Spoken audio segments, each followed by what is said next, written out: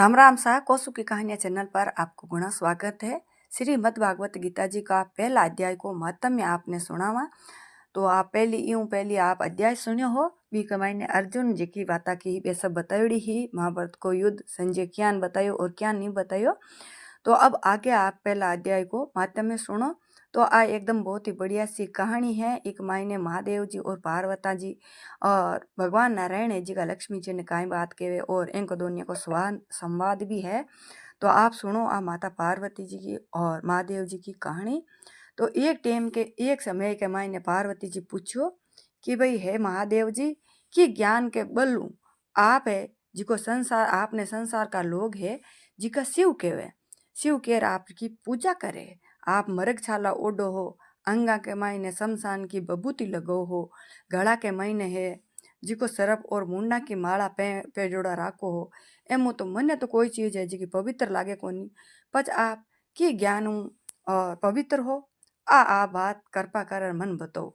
जन श्री महादेव जी बोलिया कि हे प्रिय सुन, गीता को ज्ञान है जिको हृदय में धारण करण के वजह से हूँ मैं पवित्र हूँ।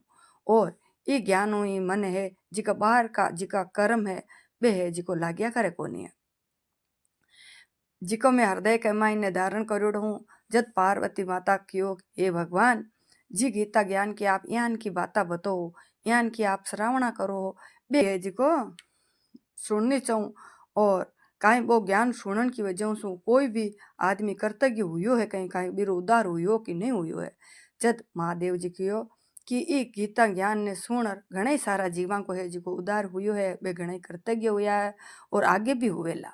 मैं तने एक बहुत ही पुरानी कथा सुनाऊं तो सुन, तू ध्यान लगा सुनी जे। एक समय के मायने पाताल लोक के मायने शेष नाग सैया पर श्री नारायण जी आंख्या मूंदर आपका आनंद के महीने बैठोड़ा हा। बी टाइम के महीने भगवान का चरण दबाती लक्ष्मी जी कमन लगी।